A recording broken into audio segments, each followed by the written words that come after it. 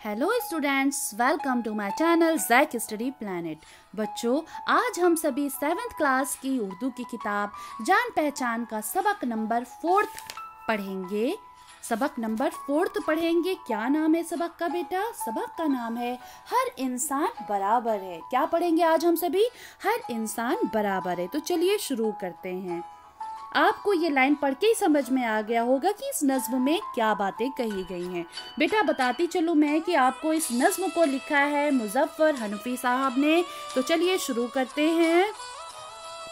चीनी हो, जापानी हो, रूसी हो, ईरानी हो, बाशिंदा हो लंका का या वो हिंदुस्तानी हो, सबका मान बराबर है, हर इंसान बराबर है। बेटा यहाँ पे शायर कह रहा है, यानी मुजफ्फर हनफी साहब कह रहे हैं कि दुनिया में चीन, जापान, रूस, ईरान, लंका, हिंदुस्तान, किसी का भी बाशिंदा हो, बाशिंदा हिंदी में बोलेंगे बेटा नागरिक और इंग्लिश में बोलेंगे सिटीजन। ओके, नागरिक हो, बाशिंदा हो, सबकी बराबर इज्जत है और हर एक इंसान बराबर है। क्या है बेटा? हर एक इंसान बराबर है। हमें अलग अलग मुल्कों की बिना पर इंसानों में फ़र्क नहीं करना चाहिए और सबको इज्जत की नज़र से देखना चाहिए, एक समान नज़रिए से देखना चाहिए। बाशिंदा बोलते हैं बेटा मुल्क में रहने वाले को बोलते हैं, जैसे हिंदी में नागरिक, इंग्लिश में सिटीजन, है ना, इस तरीके से। ओके, तो आपको बेटा इसको मैंने एक्सप्लेन कर दिया, आप सबको बहुत अच्छे से समझ में आ गया होगा, इसकी तशरीह समझ में आ गई होगी। अब हम चलते हैं दूसरे अशार पे।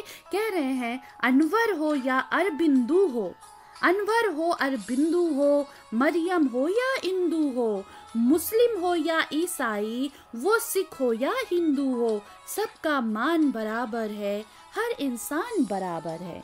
अब यहाँ पे शायर क्या कह रहा है बेटा कि किसी भी मुल्क के बाशिंदे का कोई भी नाम हो, वो अनवर हो या अरबिंदु हो, मरियम हो या इंदू हो, या किसी भी मजहब से ताल्लुक़ रखता हो, किसी भी धर्म से, रिलीजन से ताल्लुक़ रखता हो, यानी हिंदू हो या मुसलमान, सिख हो या ईसाई, सबकी बराबर इज्जत है और हर इंसान बराबर है। सबको एक नज़रिए से देखना चाहिए, कोई छोटा या बड़ा नहीं है। ओके, सभी एक समान है, सबको हम एक नज़रिए से देखेंगे। आगे चलते हैं बेटा। उम्मीद करती हूँ आप सबको ये चैप्टर बहुत अच्छे से समझ में आ रहा हो। ओके, तीसरे अशार पे हम चलते हैं। सेठ भिखारी एक समान, मिल मालिक हो या दरबान, जिसकी कुटिया छोटी सी, जिसका बंगला आलीशान, सबका मान बराबर है, हर इंसान बराबर है। मान का मतलब होता है बेटा इज्जत। क्या होता है? इज्जत। ओके, अब कुटिया मतलब होती है झोपड़ी, ठीक है। सेठ भिखारी एक समान, समान मतलब बराबर, आपका ये हिंदी वर्ड है। तो चलिए मैं इसको भी एक्सप्लेन कर दूं, इसकी भी तशरीह कर देती हूँ। कह रहे हैं इसमें कि दुनिया में रहने वाला आदमी सेठ हो या भिखारी हो, सब बराबर हैं, एक समान है। मिल का मालिक हो या उसके दरवाजे पर खड़ा हुआ दरबान, गेट कीपर, सब बराबर हैं। वो सब लोग बराबर हैं जिनका छोटा सा आशियाना है, घर है, या फिर वो लोग जो आलीशान बंगले कोठी में रहते हैं, सभी की बराबर इज्जत है और इंसानियत की नज़रों में सब बराबर हैं। उम्मीद करती हूँ बेटा ये भी आप सबको बहुत अच्छे से समझ में आ गया हो। आगे चलते हैं। कह रहे हैं यहाँ पे फौजी हो या पटवारी, मीरासी या भंडारी, खेती करने वाला हो या करता हो सरदारी, सबका मान बराबर है, हर इंसान बराबर है। अब यहाँ पे बेटा कह रहे हैं, एक चीज़ मैं आपको, पटवारी किसको बोलते हैं ये बता देती हूँ बेटा। पटवारी उसे बोलते हैं जो ज़मीनों का हिसाब किताब रखने वाला होता है, सरकारी मुलाजिम होता है ये। और मीरासी किसे बोलते हैं बेटा? मीरासी बोलते हैं ख़ानदानी पेशावर गवैया जो होते हैं, जो ख़ानदानी लोग गवैया होते हैं, ठीक है। और भंडारी किसे बोलते हैं? ख़ानदानी बावर्ची, भंडार का मालिक। ओके, सरदारी किसको बोलते हैं? सरदारी बोलते हैं हुकूमत करने वाले को, जिसकी हुकूमत हो उस टाइम, ठीक है। तो चलिए इसकी भी तशरीह हम सभी मिलकर करते हैं। इसमें शायर कह रहा है बेटा शायर कह रहा है कि दुनिया में रहने वाला कोई भी शख्स कोई भी पेशा इख्तियार करता हो, वो फौजी हो या पटवारी हो, पेशावर गवैया हो या ख़ानदानी बावर्ची हो, खेती करने वाला किसान हो या हुकूमत करने वाला बादशाह, सबकी इज्जत बराबर है। यानी कोई छोटा हो या बड़ा हो, रुतबे से ओहदे से कोई छोटा या बड़ा नहीं होता, सब के सभी इंसान है और सभी को एक नज़रिए से हमें देखना चाहिए। सबकी इज्जत बराबर है ना बेटा। उम्मीद करती हूँ कि ये भी आपको अच्छे से समझ में आ गया हो बेटा। अब हम चलते हैं इस पैराग्राफ पे, यानी इस अशार पे। कह रहे हैं पंजाबी हो या सिंधी। क्या कह रहे हैं बेटा? पंजाबी हो या सिंधी, पंजाबी हो या सिंधी, उर्दू बोले या हिंदी, धोती पहने या शलवार, फूल सजाए या बिंदी, सबका मान बराबर है, हर इंसान बराबर है। अब बेटा इसमें शायर क्या कह रहा है कि दुनिया में किसी भी ज़बान का बोलने वाला इंसान, भले ही वो पंजाबी ज़बान बोलता हो या सिंधी और उर्दू ज़बान बोलता हो या हिंदी, वो धोती पहनता हो या शलवार, उसकी औरतें बालों में फूलों का गजरा सजाएं या फिर बिंदी लगाएं, सबकी इज्जत बराबर है और हर इंसान का बराबर दर्जा है। जो मेहनत और लगन से अपना काम अंजाम देता है वो हर इंसान बराबर है, कोई रुतबे से छोटा या बड़ा नहीं होता, हर इंसान बराबर है। ओके बेटा, आगे चलते हैं। अब इसमें इस वाले अशार में क्या है कि काम जरूरी करता हो या मजदूरी करता हो, जो भी हो वो जैसा भी मेहनत पूरी करता हो, सबका मान बराबर है, हर इंसान बराबर है। बेटा इस अशार में शायर कह रहा है कि हर इंसान बराबर है, यानी कि हर वो इंसान जो ज़रूरी काम करता हो, मजदूरी करता हो, उसकी खूबी ये होनी चाहिए कि वो मेहनत और लगन के साथ काम करता हो। दुनिया में ऐसे सभी लोगों की इज्जत बराबर है और सबका दर्जा बराबर है, यानी हर इंसान बराबर है, कोई छोटा या बड़ा नहीं होता है, हर इंसान एक समान एक बराबर होता है, ना ही कोई रुतबे से बड़ा होता है और ना ही कोई छोटा होता है। ओके बेटा, उम्मीद करती हूँ आप सबको ये चैप्टर बहुत अच्छे से समझ में आ गया हो। अक्सर करके बेटा एग्ज़ाम में खुलासा भी पूछते हैं और मरकज़ी ख्याल, और जब मरकज़ी ख्याल पूछेंगे तो आप सभी क्या लिखेंगे? ये लिखेंगे कि दुनिया के किसी भी मुल्क का रहने वाला, कोई भी ज़बान बोलने वाला, किसी भी मज़हब से ताल्लुक़ रखने वाला, अमीर हो या गरीब हो, कोई भी काम करने वाला, किसी भी तरह की पोशाक पहनने वाला, अगर वो मेहनत और ईमानदारी से अपना काम करता है तो वो इज़्ज़त पाने का हकदार है, और ईमानदारी से मेहनत करने वाला हर एक इंसान बराबर है। यानी इस नज़्म में हर इंसान बराबर है में जो आपने पढ़ा उसको शॉर्ट फॉर्म में आपके जो भी समझ में आया उसको आपको मरकज़ी ख्याल में बयान करना है, ठीक है बेटा।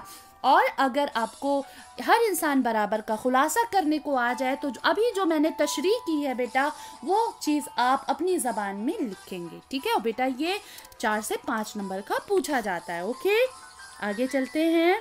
अब यहाँ पे देखिए बेटा, नीचे दिए हुए मिसरों को मुकम्मल करना है, यानी आपकी बुक में पेज नंबर 20 पे ये खाली जगह है, नीचे दिए हुए मिसरों को आपको मुकम्मल करना है। क्या करना है? मुकम्मल करना है। चीनी हो या जापानी, मरियम हो या हिंदू हो, जिसकी कुटिया छोटी सी, उर्दू बोले या हिंदी, मेहनत पूरी करता हो, यानी ये चीज़ें जो है बेटा ये आपको खाली जगह में फिल करना है और सभी इसे आप सभी अपनी कॉपी पे करेंगे।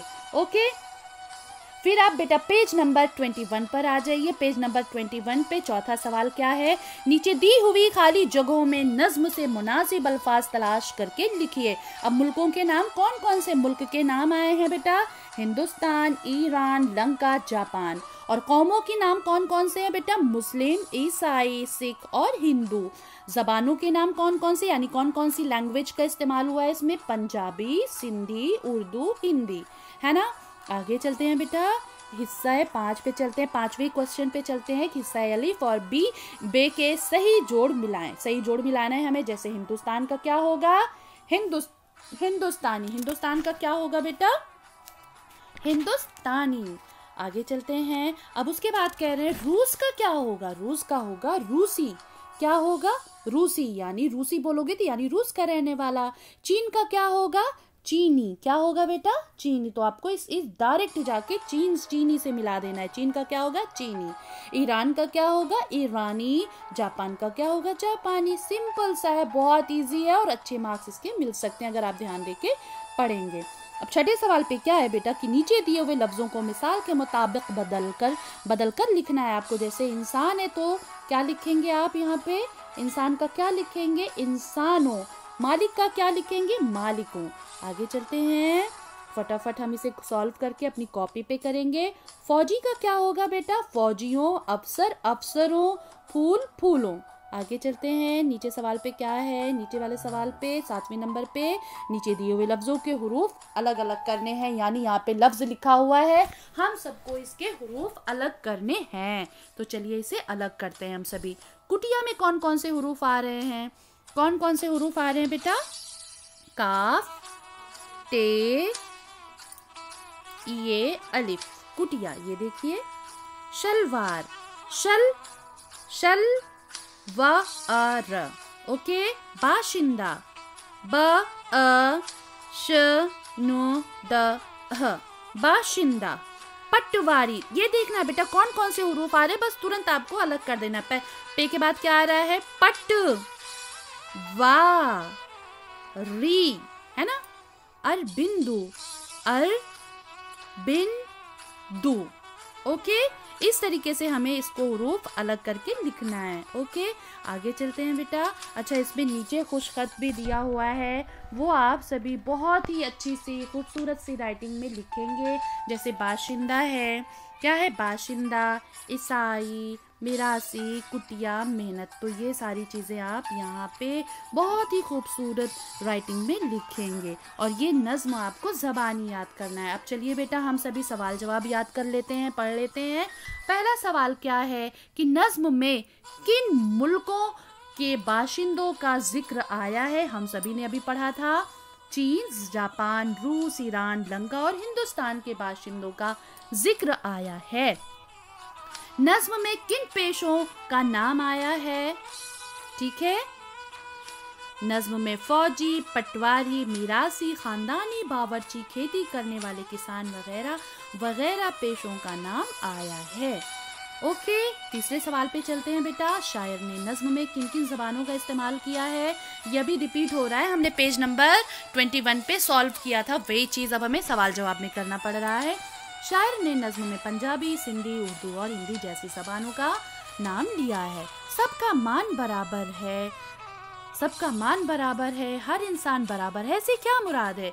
इससे मुराद ये है कि ज़मीन पर रहने वाले हर इंसान की बराबर इज्जत और उनका रुतबा एक है, एक समान है। एक नज़रिए से देखा जाए तो सभी बराबर हैं, हम सभी इंसान ही तो है ना बेटा। कोई छोटा है, कोई बड़ा है, कोई गरीब है, कोई अमीर है, लेकिन सबसे पहले तो हम एक इंसान हैं, है ना। उम्मीद करती हूँ बेटा कि आपको ये चैप्टर समझ में आ गया हो। अगर फिर भी कोई डाउट है तो आप कमेंट बॉक्स में पूछ सकते हैं। अगर आपको ये वीडियो अच्छी लगी हो तो प्लीज़ लाइक, सब्सक्राइब, शेयर करना ना भूलें।